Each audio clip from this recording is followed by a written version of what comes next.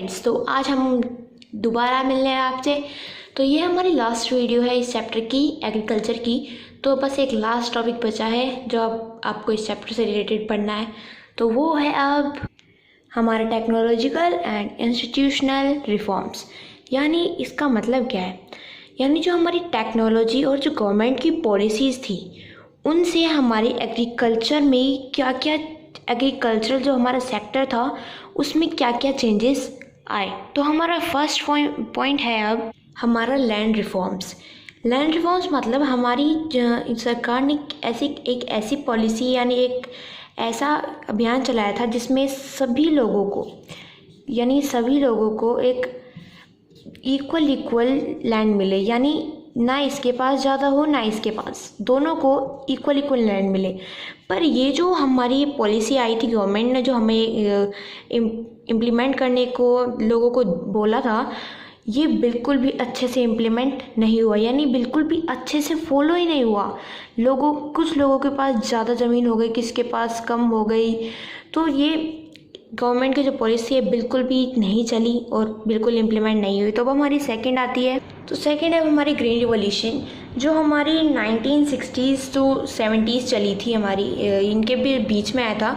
तो गवर्नमेंट ने सोचा कि ग्रीन रिवॉल्यूशन स्टार्ट कर देते हैं, जिससे से ज़्यादा लोग हमारे एग्रीकल्चर करें, यानी खेती बाड़ी करें वो लोग। और अब हम चलते हैं थर्ड की तरफ।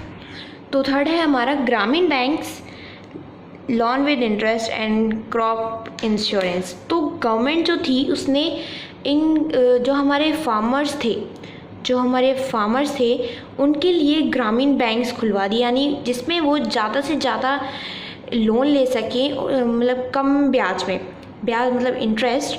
और उनको एक पॉलिसी लाके दी जिसमें वो अपना क्रॉप का इंश्योरेंस करा सके। जैसे कभी अगर उनकी क्रॉप में आग लग जाए या क्रॉप किसी कारण से ख़राब हो जाए, तो वो क्रॉप इंश्योरेंस ये लोग करा सकते थे, जिनका इनको पूरा पैसा मिलता था। अब हम चलते हैं हमारे फोर्थ की तरफ। तो अब फोर्थ है हमारा weather bulletins and agriculture programmes on TV and radio. अब गवर्नमेंट ने क्या किया कि उसने टीवी और रेडियो पर वेदर बुलेटिन्स, यानी जो हमारी वेदर रिपोर्ट हमें दी जाती है, वो ज़्यादा से ज़्यादा टीवी और रेडियो पर भेजना, यानी प्रोग्राम करना शुरू कर दिया, ताकि ज़्यादा से ज़्यादा जो किसान होते हैं वो अपनी सिचुएशन को कंट्रोल कर पाएँ और उस सिचुएशन में अपनी किस क्रॉप को उगाना है, किस फसल को उगाना है, किसको नहीं उगाना है, क्या करना चाहिए उस टाइम, वो वेदर रिपोर्ट गवर्नमेंट देने लग गई। तो ये है हमारा फिफ्थ अब established Indian council of agriculture research ICAR। तो गवर्नमेंट ने क्या किया कि जो गवर्नमेंट थी उसने एक ICAR यानी Indian council of agriculture research उसने इस्टेब्लिश किया। यानी इसमें क्या था कि ज़्यादा से ज़्यादा जो लोग हैं वो हमारा एग्रीकल्चर पर ज़्यादा से ज़्यादा स्टडी करें और ज़्यादा से ज़्यादा चीज़ें हमें निकाल के दे, ताकि वो अच्छी फसल हमारे जो किसान लोग हैं, हमारे जो किसान भाई हैं, वो सब कर सकें।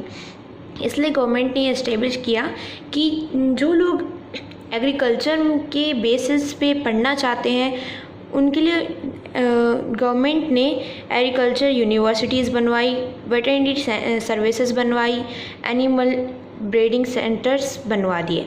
तो अब हम चलते हैं हमारे सिक्स की पॉइंट की तरफ। तो अब गवर्नमेंट ने क्या किया कि जो हमारा गवर्नमेंट थी उसने मिनिमम सपोर्ट प्राइस लागू कर दिया, यानी फार्मर्स को एक सही दाम पर उनकी फसल गवर्नमेंट ले लेगी। वो होता है मिनिमम सपोर्ट प्राइस। आपने 9th क्लास में पढ़ा होगा, आई होप ना पढ़ा हो, वैसे उम्मीद तो नहीं है मुझे, क्योंकि तुम 10th में ऐसे ही आ गए होंगे, क्या पता।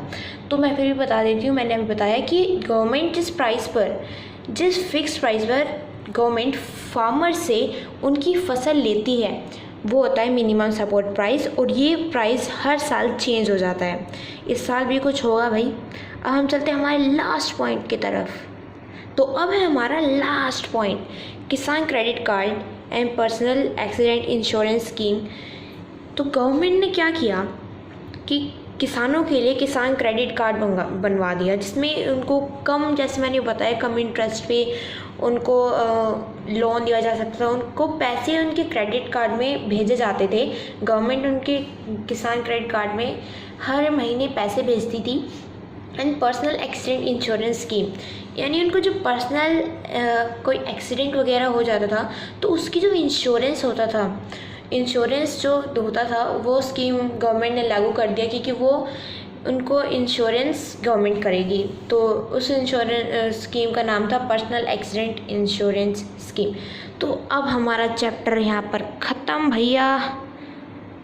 तो एक बात और बता दूँ कि गवर्नमेंट ने क्या सोचा था कि इन पॉइंट्स, ये जो 7 पॉइंट्स है ना, पहले तो ये बता दूँ, इन 7 पॉइंट्स में से आपको की 5 पॉइंट लिख के आने हैं, तो रट लेना जो रटना हो तुम्हें। वैसे गवर्नमेंट ने सोचा था कि किसान भाई लोग बहुत खुश होंगे इनके इन पॉइंट से और ज़्यादा से ज़्यादा हमारी फसलें उगा के देंगे हमें, पर ऐसा कुछ नहीं हुआ। किसान भाई लोग अपने दुखी हो गए और उन्होंने कम से कम अब एग्रीकल्चर पे डिपेंड होना छोड़ दिया है। क्योंकि अब पहले के ज़माने के लोग क्या होता था कि एग्रीकल्चर ज़्यादा से ज़्यादा वो मॉनसून पे डिपेंड करते थे कि इस मॉनसून पे हम ये उगाएंगे, अगर ये मॉनसून नहीं हुआ तो हमारी फसल ख़राब हो जाएगी, ये नहीं हुआ तो ये हो जाएगा। पर अब ऐसा नहीं है। आज के टाइम पे हमारे किसान भाई लोग ऐसा कुछ है ही नहीं, क्योंकि वो मॉनसून पे डिपेंड करते ही नहीं है, क्योंकि उनके पास अभी फर्टिलाइज़र्स हैं, पेस्टिसाइड्स हैं, मैंने भी आपको सब बताए थे, HIV सीड्स बताए थे मैंने आपको अभी। तो इस ड्राइंग पे मत जाना। तो इसमें गवर्नमेंट ने क्या सोचा भाई कि ज़्यादा से ज़्यादा किसान बनेंगे, हम भी किसान बनेंगे, दिमाग ख़राब कर रखा है। कोई बात नहीं, पर हम अब आज के ज़माने में हमारा इंडिया जो है वो एग्रीकल्चर पे इतना डिपेंड नहीं है जितना हमारी गवर्नमेंट ने सोचा था कि एग्रीकल्चर पे इंडिया डिपेंडेंट ही रहेगा। तो बस ख़त्म कहानी, ये चैप्टर रट लेना भाई। एंड अगर लाइक सब्सक्राइब नहीं किया तुमने तो कर देना, क्योंकि मुझे विश्वास है तुम कर दोगे। बाय बाय दोस्तों।